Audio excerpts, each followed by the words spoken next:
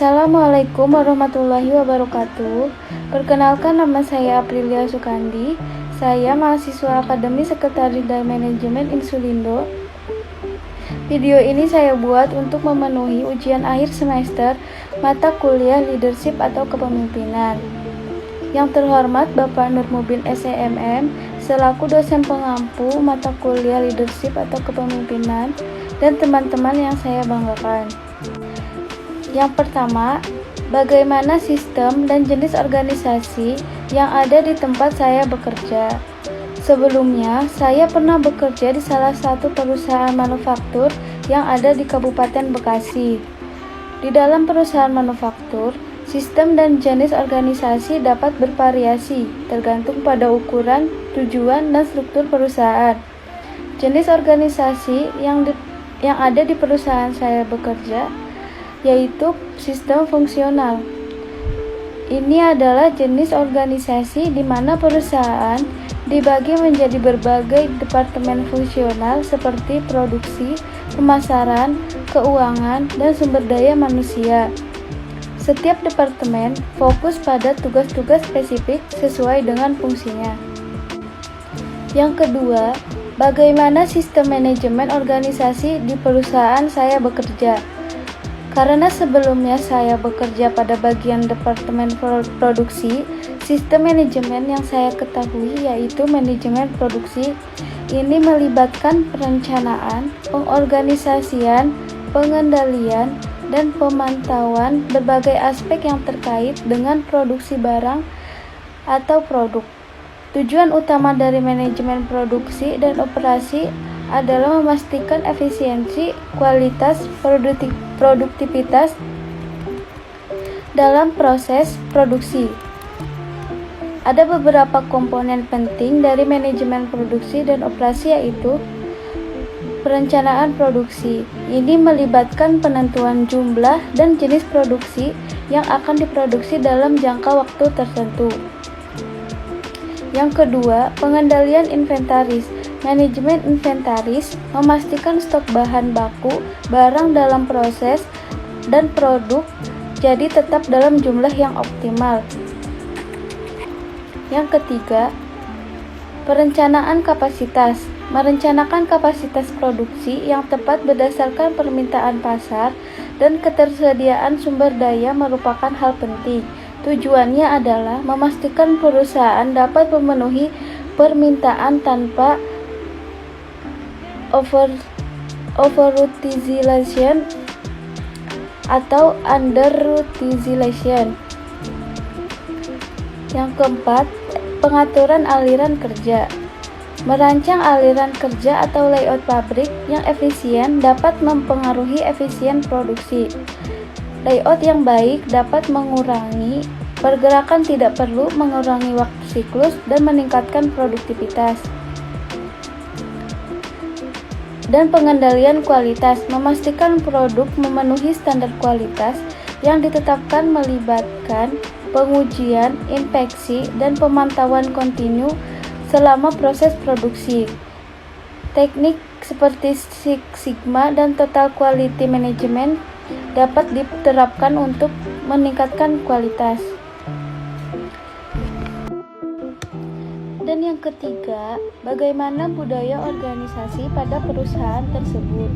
Untuk budaya di tempat kerja saya itu cukup baik karena perusahaan saya selalu mendorong karyawannya untuk membudayakan 5S dan berbagi ide-ide yang baru atau gagasan-gagasan yang inovatif. Dan juga manajemen di tempat saya bekerja memiliki komunikasi yang cukup bagus dan terbuka, yang selalu menyediakan pelatihan atau konseling kepada karyawannya secara berkala.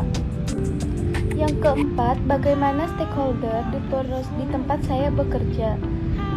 Stakeholder di tempat saya bekerja itu meliputi yaitu yang pertama pemilik atau pemegang saham, yang kedua jajaran pimpinan atau manajemen, yang ketiga karyawan, yang keempat customer, yang kelima supplier, dan yang keenam pemerintah.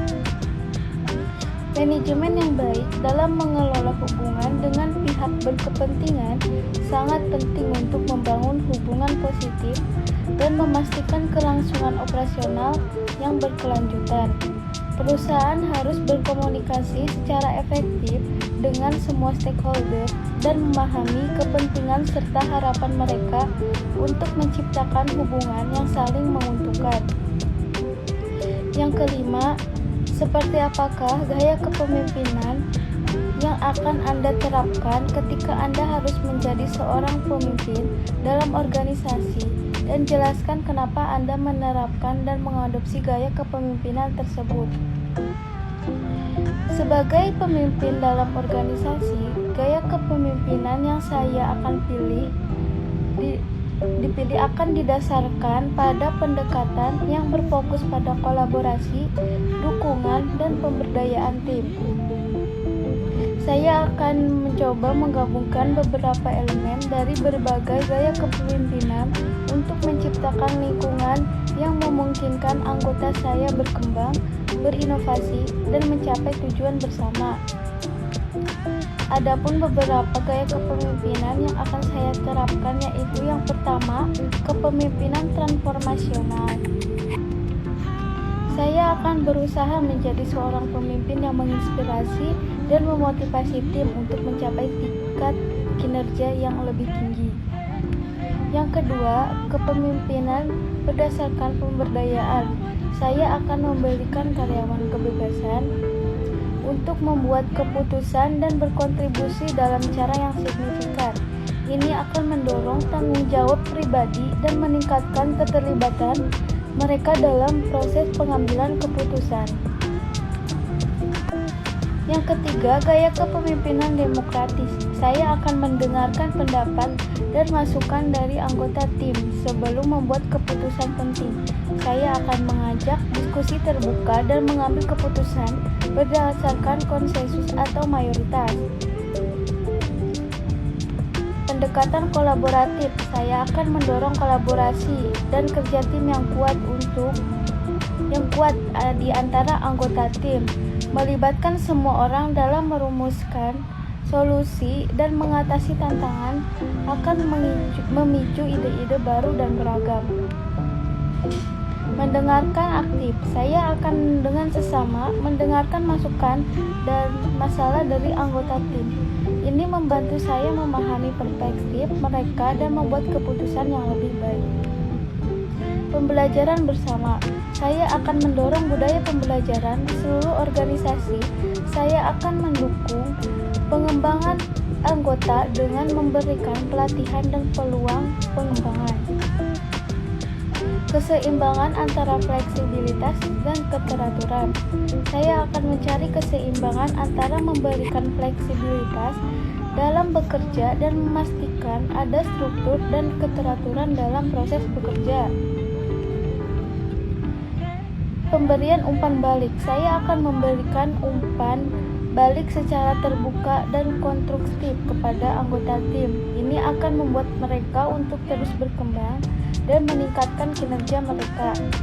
Dan yang terakhir, menyelaraskan tujuan pribadi dan organisasi.